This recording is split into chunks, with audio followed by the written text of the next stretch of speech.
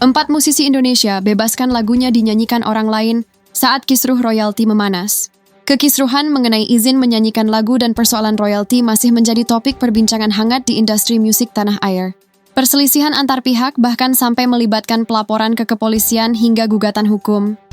Namun, di tengah situasi yang memanas, sejumlah musisi memilih untuk mengambil langkah berbeda. Alih-alih mempermasalahkan izin atau menagih royalti, 4 musisi tanah air ini justru dengan terbuka mengizinkan siapa saja untuk menyanyikan lagu-lagu ciptaan mereka. Dan berikut daftar musisi yang memilih langkah damai dalam menyikapi persoalan royalti. Yang pertama, Charly Van Houten. Mantan vokalis ST12, Charly Van Houten, menyampaikan melalui akun Instagramnya bahwa seluruh lagunya boleh dinyanyikan siapapun tanpa perlu membayar royalti. Daripada mumet, saya, Charly, membebaskan seluruh teman-teman penyanyi di seluruh Indonesia maupun penyanyi dunia dan akhirat bebas menyanyikan seluruh karya laguku, tulis Charly. Ia juga mengimbau semua pihak agar menyelesaikan persoalan royalti dengan kepala dingin dan tanpa keributan. Semua milik Tuhan, tambahnya. Yang kedua, Rian The Massive. Vokalis The Massive, Rian Eki Pradipta, juga membolehkan siapa saja menyanyikan lagu-lagunya, namun dengan ketentuan tertentu. Melalui platform, ia menjelaskan bahwa para musisi dan penyanyi bebas membawakan lagunya, namun promotor atau event organizer tetap wajib membayar royalti melalui lembaga yang berwenang. Biar pencipta lagu kayak gue dan teman-teman pencipta lagu lainnya kaya raya. Amin, tulis Rian. Yang ketiga, Rhoma Irama. Raja Dangdut Indonesia, Rhoma Irama, memberikan izin penuh bagi siapa saja yang ingin menyanyikan lagunya tanpa harus membayar royalti. Silakan sepuas-puasnya nyanyiin lagu saya, sampai serak-serak, gak usah bayar. Hak eksklusif saya kan, kata Rhoma. Yang keempat, Ariel Noah.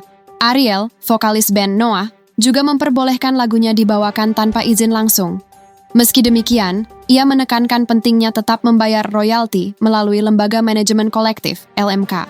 Ariel menilai sistem direct licensing atau perizinan langsung dari pencipta lagu belum cocok diterapkan secara luas di Indonesia.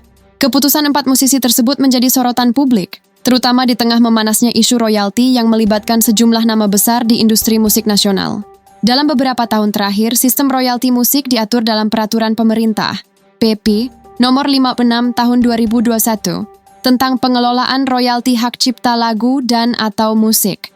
Undang-undang itu mengatur tata cara pengelolaan royalti, membentuk Lembaga Manajemen Kolektif Nasional, LMKN, mengatur pusat data lagu dan atau musik, dan mewajibkan pembayaran royalti bagi setiap orang yang menggunakan lagu musik dalam bentuk layanan publik yang bersifat komersial. Namun ada juga beberapa pencipta lagu yang menerapkan direct licensing atau pembayaran royalti secara langsung tanpa melalui LMKN. Berikut daftar musisi yang dukung royalti dikelola oleh LMKN. 1. Marcel Siahaan. Sejak 2022, Marcel Siahaan telah dilantik sebagai anggota komisioner LMKN. Jabatan itu secara tidak langsung menyatakan dukungannya terhadap royalti yang dikelola oleh lembaga tersebut. Meski tidak melarang direct licensing, Marcel Siahaan tetap tidak menyarankan cara tersebut dilakukan. Ia menilai bahwa cara tersebut akan menyulitkan pihak terkait. Justru tak disarankan direct licensing, karena itu menyulitkan, menyusahkan, nanti orang-orang bisa seenaknya mengetok orang-orang untuk bayar berapapun tarif yang dia mau, kata Marcel Siahaan. Selain Marcel Siahaan, ada Ikke Nurjanah yang telah dilantik sebagai anggota komisioner LMKN. Mereka juga adalah duta dari lembaga tersebut yang bertugas menjalani dan mengurus tentang royalti para musisi hingga 2025. 3. Once Mekel. Mantan vokalis band Dewa 19 ini telah aktif membayarkan royalti kepada LMKN untuk lagu-lagu yang dibawakannya, termasuk ciptaan Ahmad Dhani.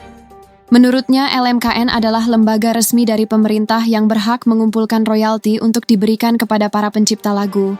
Pembagian royalti itu sudah diatur pemerintah melalui LMKN. Lembaga itu yang mengumpulkan dari orang-orang yang memakai karya orang lain dan membagikan ke penciptanya tersebut. Besarnya juga sudah diatur, jelas Once Mekel kepada awak media. Daftar musisi yang memilih direct licensing untuk royalti musik. 1. Ahmad Dhani. Musisi yang saat ini menjabat sebagai anggota Dewan Perwakilan Rakyat Republik Indonesia ini telah cukup lama menerapkan direct licensing untuk lagu ciptaannya. Ia pun menjadi salah satu pihak yang mendorong direct licensing untuk diresmikan oleh pemerintah. Kita akan usahakan itu, direct license, sebisa mungkin. Kalau tidak di undang-undang, ya mungkin di SK Menteri, karena tidak semuanya harus ada di undang-undang, ujar Ahmad Dhani. 2. Ari Bayas. Selain Ahmad Dhani, Ari Bias juga menjadi musisi yang telah menerapkan dan mendukung adanya direct licensing untuk pencipta lagu. Bahkan caranya untuk mengumpulkan royalti atas lagu ciptaannya didukung oleh penyanyi Krisdayanti. Saya sangat prihatin dengan kondisi pencipta lagu di Indonesia, intinya gitu, ucap Krisdayanti. Dan saya sangat mendukung sekali konsep yang kamu sampaikan mengenai direct license. Untuk teknisnya silahkan dengan manajemen, kata Ari Bias menirukan ucapan Krisdayanti. 3. Anji.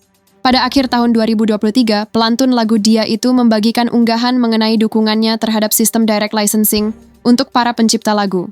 Sistem tersebut dinilai lebih efektif karena manfaatnya bisa langsung dirasakan oleh pihak terkait. Saya suka sekali direct licensing karena dirasakan langsung manfaatnya oleh pencipta lagu, ungkap Anji melalui akun Instagramnya. 4. PiU Padi Reborn. Selaku perwakilan dari Asosiasi Komposer Seluruh Indonesia, PiU Padi Reborn mengatakan bahwa sistem direct license dinilai sangat efektif dan efisien. Pasalnya, sistem tersebut bisa memberikan royalti secara tepat kepada para pencipta lagu. Sistem ini, direct license, dirasa sangat efektif, efisien, tepat sasaran dan hasil royaltinya dapat dirasakan langsung oleh penciptanya, ujar PiU Padi Reborn di Jakarta Selatan belum lama ini. 5. Badai X Krispatih. Mantan keyboardis band Krispatih ini juga memberikan dukungan untuk sistem direct licensing. Badai menilai sistem tersebut adalah solusi yang terbaik. Pencipta lagu akan mendapatkan solusi the best karena bisa mendapatkan uangnya langsung dari direct license, kata Badai. Hanya orang-orang yang tidak mau berpikiran maju dan modern yang mau menghalangi temuan baru, pungkasnya.